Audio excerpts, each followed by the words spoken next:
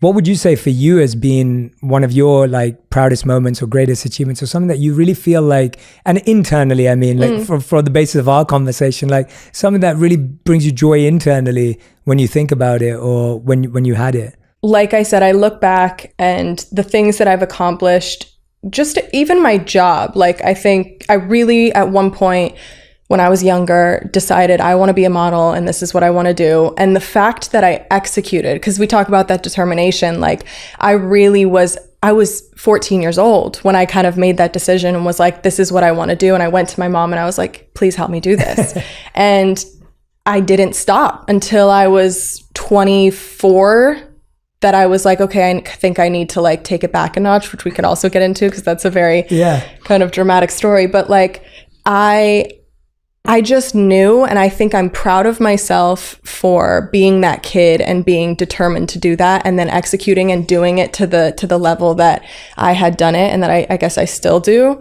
But I also am proud of, I think more so the self-work that I've done within that process, because there was a long period of time, I'd say the core 5 years of it, that I was extremely overworked, not my happiest, not because I wasn't doing what I loved, but just because I was overwhelmed. And I felt like I was saying yes to everything because I felt really, really grateful and really honored to be in the position that I was in. So I was always saying yes.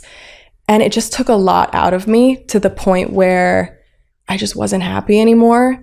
And so I had to set those boundaries for myself when I was about 23, 24. I'd say like, a year before the pandemic. So yeah, I was probably 23. I really set boundaries for myself and I was like, I want to continue to do this because this is what I love.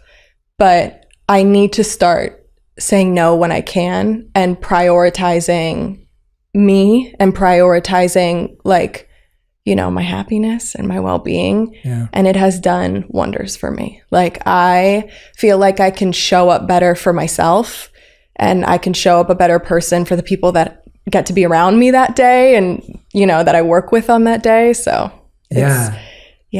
So that's what I'm proud of. Yeah, sorry to give you a long answer to your question. That's an amazing. I won't say I was hoping for that because I'm always open to wherever anyone's life experience goes, but there's a part of me that loves hearing that. Like I really appreciate hearing that because when you've achieved so many incredible things in your career, which you have, to then say, well, this is the part, like knowing how to navigate it or making the right choices at the right time. Healthy balance. The healthy balance. It's so important. It's important for all of us. Yeah. Like we have to, this is what we're prioritizing, you know? Yeah. So how did you find the courage to do that at the 23 mark? As you're saying, you're in a competitive industry. As you said, it was overworking. It's fast paced.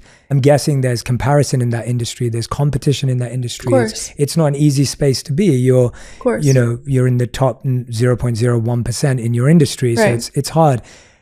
And the reason I ask this is because I work with so many people in this space, and to have the courage to say, no, I know that if I sort this out, then all of this is going to be just fine. That actually takes more courage than we recognize.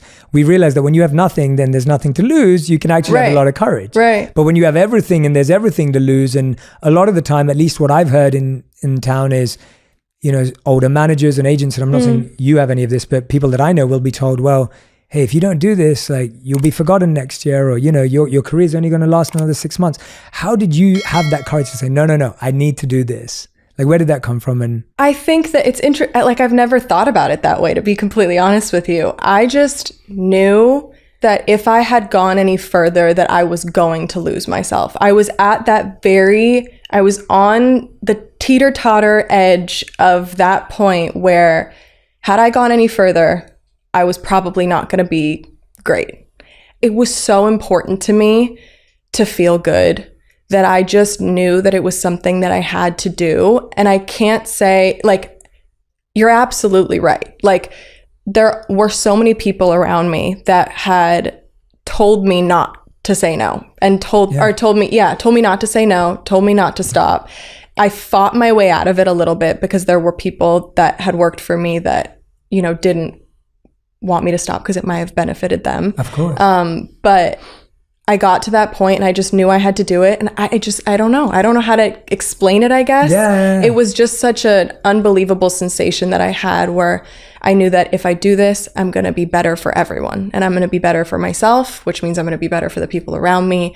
And I have to do this. And so it wasn't really, I want to be able to live with happiness. God forbid any of this ever went away. And I think that was a big moment for me of being like, I'm going to be okay if I don't get this job tomorrow. And I'm going to be okay if I don't get that job in a month. If I have to take this time to do whatever, things will come. Everything's going to work out the way it's supposed to. And I had to trust that. So. Yeah.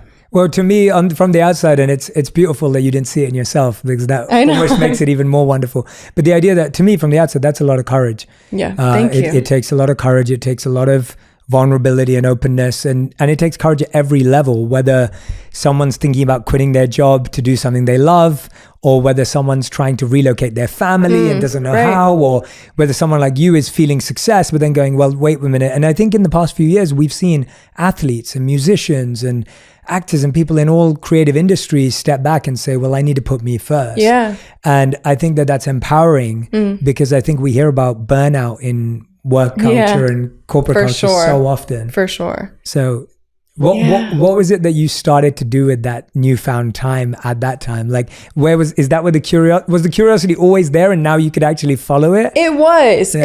It was always there. And I had a lot of people coming to me telling me about meditation and how it changed their life and therapy and so many different things. And I was a bit overwhelmed because I was like, oh my God, what if this is going to suit me? I think it's a very personal experience. I think everybody has a very different version of all of that stuff.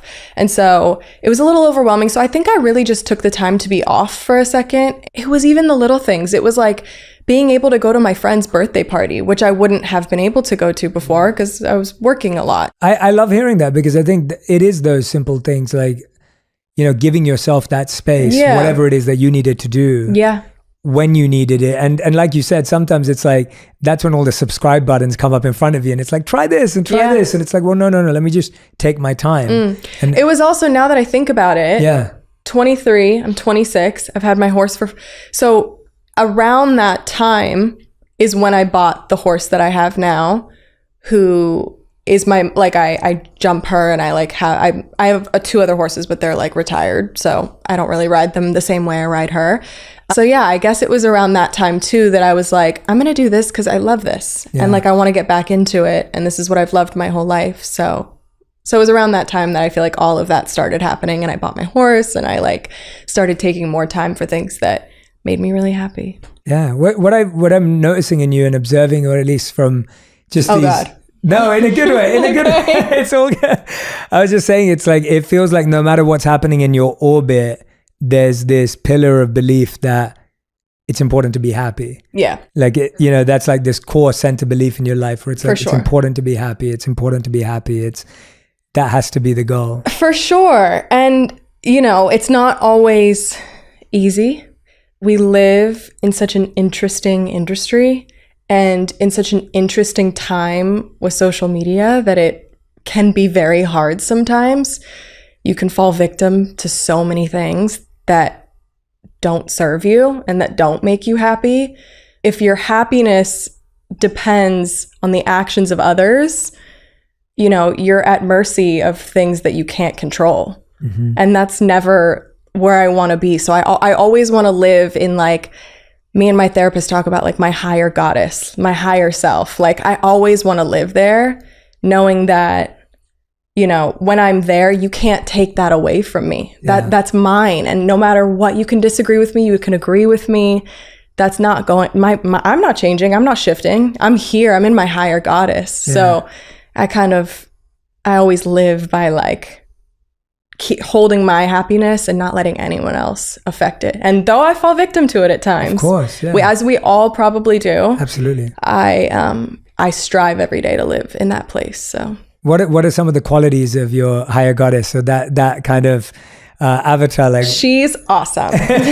Like I said, I don't love a pity party. I also sometimes it feels weird to say good things about yourself, but I've also learned a lot about talking to myself and a lot about looking in the mirror and being like, you're great, you're gorgeous, you're amazing, you're loyal, you're positive, you're so many, like, I love words of affirmation. I love just sitting there and reassuring myself of who I am, because that's another thing for me. You know, there's so many false narratives about me, about all of us, I'm sure. Like, so many people think they have you figured out when they don't even know the half of it.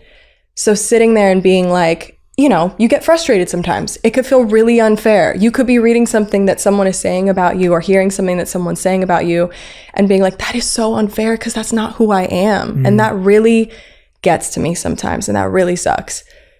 But then looking at myself in the mirror and being like, but I know who I am. And that's all. Why does anything else matter? And my friends know who I am. And my family knows who I am. My dog knows who I am. My horse knows who I am. Like, why does everything else is just noise? I do this exercise. I don't think I've shared this before, but I do this exercise with some of my clients where we'll go on a walk and we'll be on a hike wherever we are. And I'll ask them what they think a piece of, you know, maybe there's a little leaf, or maybe there's a flower or something that looks a little unique on the path. And I'll say, what do you think that feels like? And what do you think it would feel like if you picked it up in your hand? And they'll be like, oh, it looks really rough, and like it might scratch me, and like it looks like a bit, you know, like uneven or whatever, and it looks kind of hard and strong. And then I'll ask them to pick it up, and 9 times out of 10 it's completely different. Like they'll pick it up and it'll just dissolve in their hands, or they'll turn it over and the color's really soft. The shape's really soft, and the color's totally different on the other side.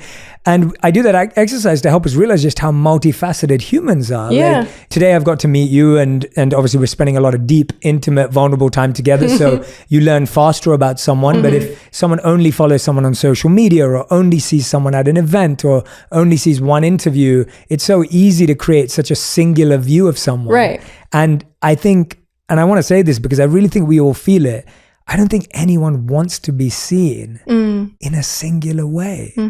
If you had to choose one word that had to be you for the rest of your life, I don't think anyone wants that. I think we all know that we're messy and complex and different. Of course. But we like to put someone else in a box, whoever that may be, because it's easier then to live life and say, okay, well, that's person's A, B. Right. You know, so there's this beautiful piece of wisdom that I always share from Charles Horton Cooley, and he wrote this in 1890, I think it was, which just shows how true this has been for such a long time, and obviously long before that as well. And he said, the challenge today is, I'm not what I think I am. I'm not what you think I am. I am what I think you think I am. And we'll let that blow everyone's mind. It gives me chills every time I say it. Charles Horton Cooley said, the challenge today is, I'm not what I think I am. I'm not what you think I am. I am what I think you think I am. And what he's trying to say is that we live in a perception of a perception of ourselves. So if I think you think I'm smart, then I allow myself to feel smart. Right.